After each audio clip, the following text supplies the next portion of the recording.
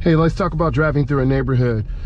In neighborhoods, it's extremely important that you have good driving fundamentals. So we're going to talk about today how to have good steering, good turns, and then become a defensive driver. So you want to always look down as far as you can. I'm driving in the middle right.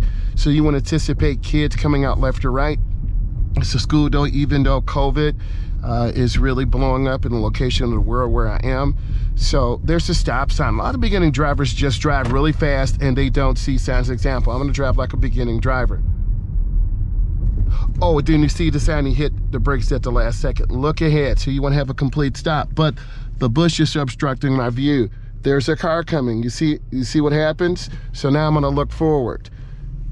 And then I check traffic. Now my field of view is not blocked. And then I have my blinker on and I turn hand over hand into the turn and I turn hand over hand out. See the little kid right there? Two little kids here running around. They don't understand the dangers of a car. You as a defensive driver need to be aware. So I'm staying in the middle left side of the road. And where's their parent, right? So I'm going up to the end. There's another stop sign that's hidden. So I'm scanning, you see me looking. These are the behaviors you have to do. So I'm turning on my left turn signal. This is a private drive, so you have to have special permits to go in there.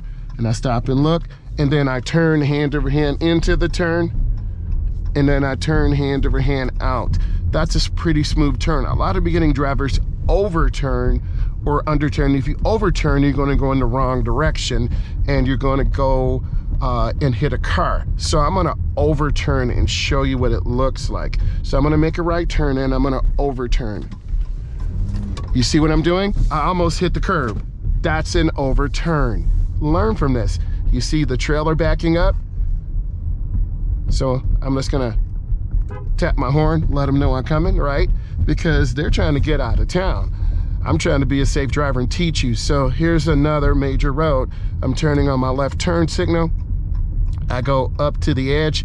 I'm looking left, I'm looking right, I'm scanning. And then I have a nice complete stop. Follow the rules, right? Then you will pass your test. So now I'm going up to the edge. I'm still looking. If you don't know, I'm a state certified instructor. I teach teens and adults, GoPro, both hands on the wheel. And then I turn. I'm turning into the nearest lane, and that's right by the yellow.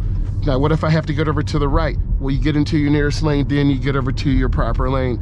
Now, I'm gonna make a left-hand turn. This is a protect the left turn. I turn on my left blinker, mirror, turn signal blind spot, and I drive up. I do not want to pass the stop line. If I was evaluating this person, they would get a minus because they're past the stop line, right? So I'm stopped here and I'm waiting. There are two lanes when I make my left turn. I want to turn into the nearest lane, which is by the double yellow.